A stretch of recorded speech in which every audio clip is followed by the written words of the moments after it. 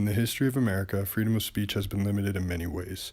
On college campuses, some professors frown upon students having differing opinions. During World War I, people with differing opinions were prosecuted for simply questioning the war. Someone simply looking at the war from a different vantage point was very heavily persecuted. This is comparable to political correctness in the current day. Many people have to limit their own speech in fear of offending someone else.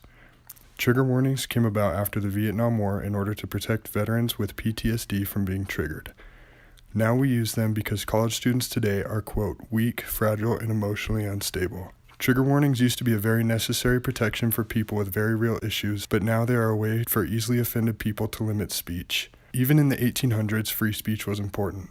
University of Chicago President Harper said, "Without vibrant commitment to free and open inquiry, a university ceases to be a university.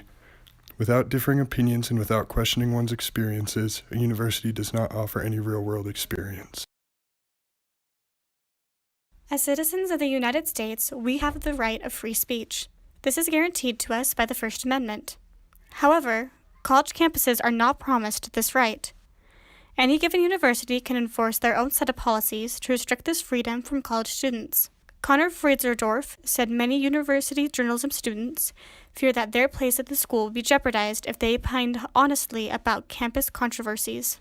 This places a chokehold on truth that could have gotten out to the student body so an issue could get discussed.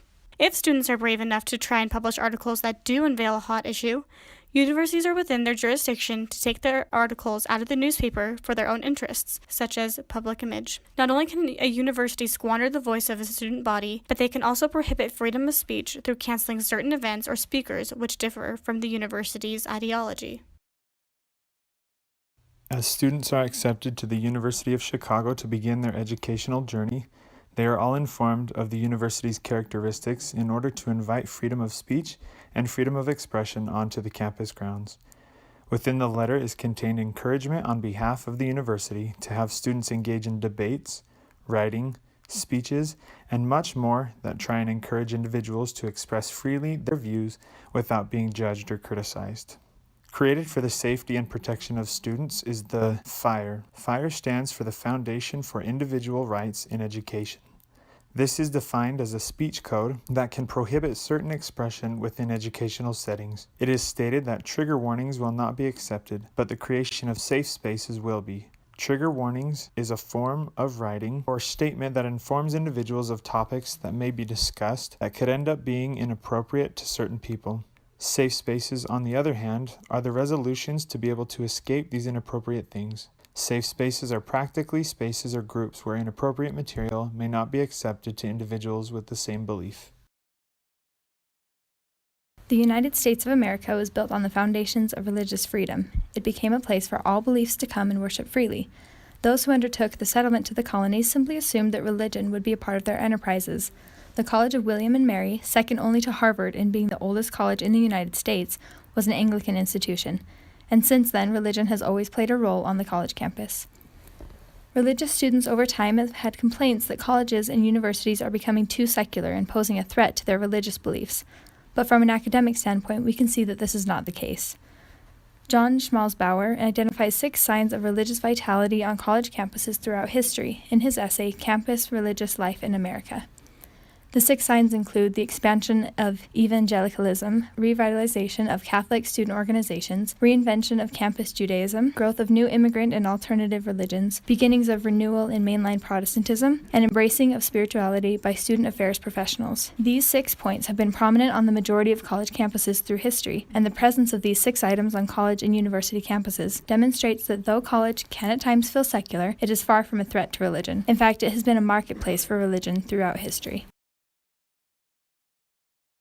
College campuses have the ability to embrace religion or shut it out completely, but most students and teachers don't want either of these extremes. There have been many cases where religious institutions have taken over schools and have forced their religion onto others, and other cases where schools have moved toward a separation of church and state completely. The underlying fact is that we should all have the chance to practice our beliefs, whether they be in God or not, and we shouldn't shut anyone out for what they believe. In many of these cases, we see a lower tolerance for others and their beliefs, and people become very single-minded.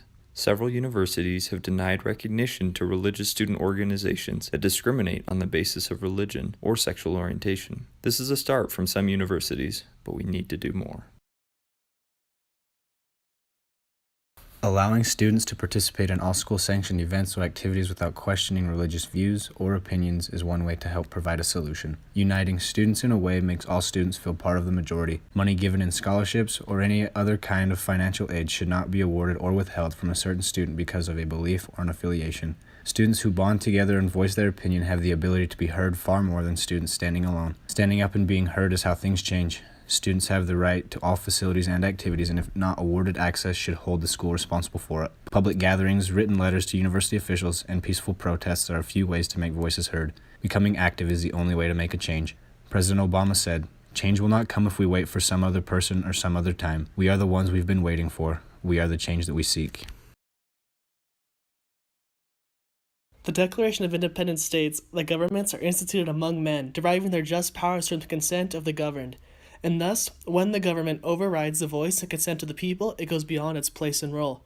In working on where the boundaries are, though, in regards to freedom of speech and religion, the greatest challenge lies within the human priorities and beliefs differ individually. The irreligious have to live and work with the religious, and others have a right to having and expressing an opinion, no matter how much it differs from others. What is right and wrong is difficult to discern because religious and irreligious people have different sources for morals, and each of us express those differently.